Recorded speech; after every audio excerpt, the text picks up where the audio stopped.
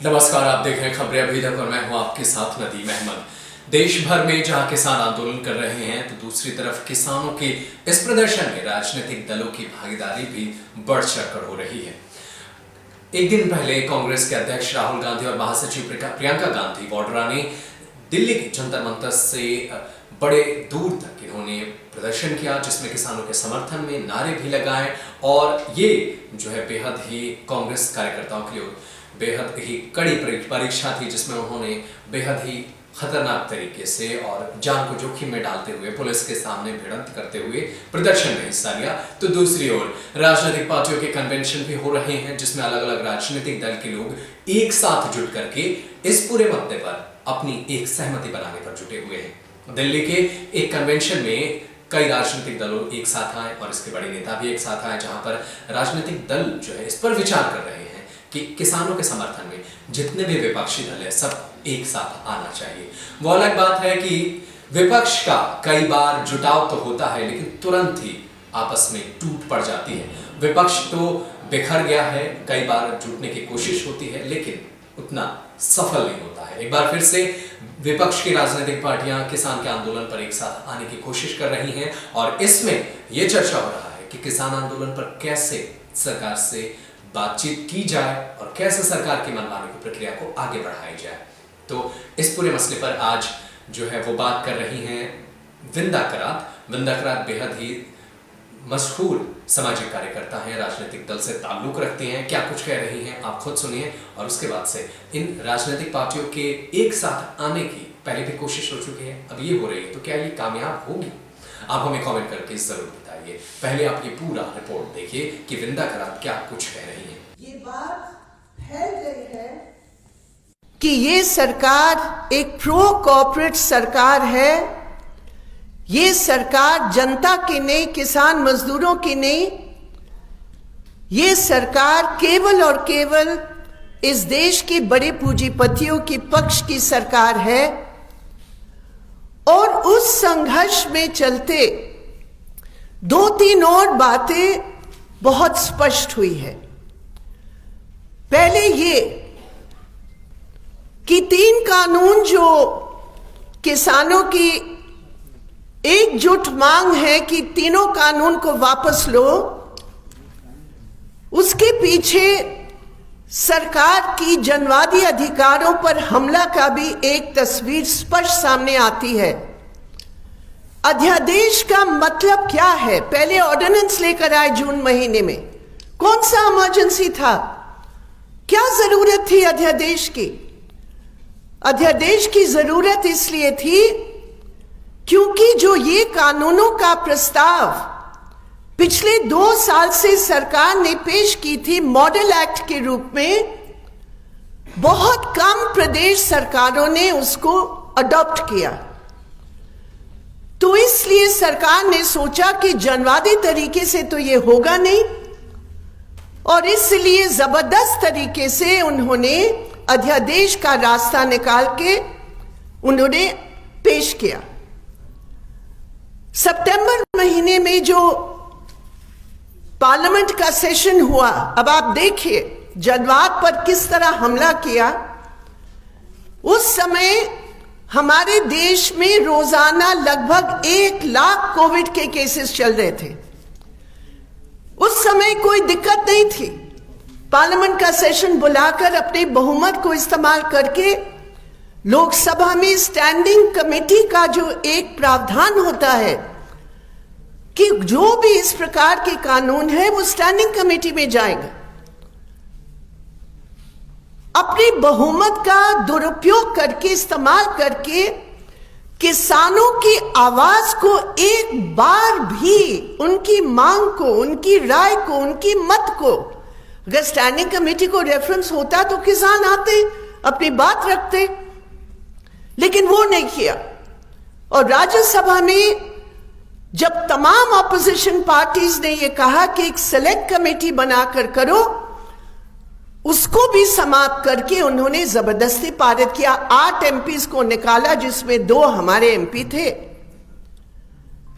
तो जनवाद का जो एक तौर तरीका है किसानों की ये 3 बिल के संबंधित ये स्पष्ट था कि मोदी सरकार ने जनवाद का जो न्यूनतम एक अधिकार होता है उसकी धज्जियां उड़ा दी।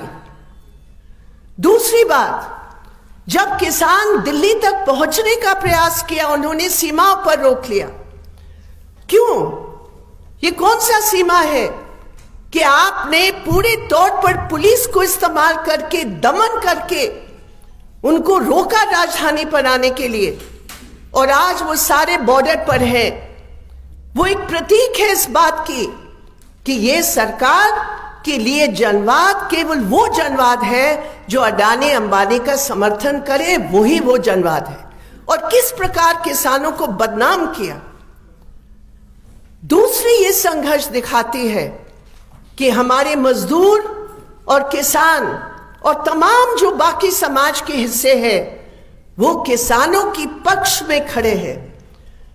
देश भर में ये पंजाब हरियाणा का केवल जो सरकार कहने का प्रयास कर रही है ये गलत है, ये झूठ है, क्योंकि देश भर में आज वो संघर्ष चल रहा है जो दिल्ली की सीमाओं पर है। वो देश के हर प्रदेश में मजदूर किसान के साथ खड़े हैं।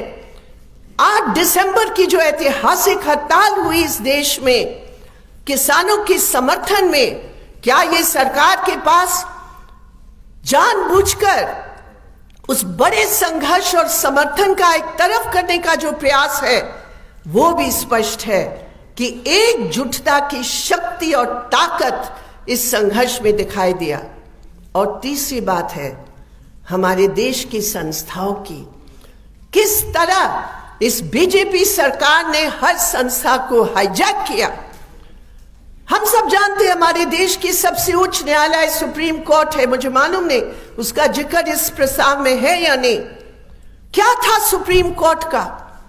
ठीक है, उन्होंने सरकार को कहा कि तुमने डेमोक्रेसी का कंसल्टेशन नहीं किया, अच्छी बात है, कहो, लेकिन जिन्होंने जनवाद की धज्जियां उड़ाई तुम्हारे अपने ऑर्डर में लिखा है, उसके साथ साथ उनकी जो भी राय थी सरकार की उनके पक्ष में सुप्रीम कोर्ट गए।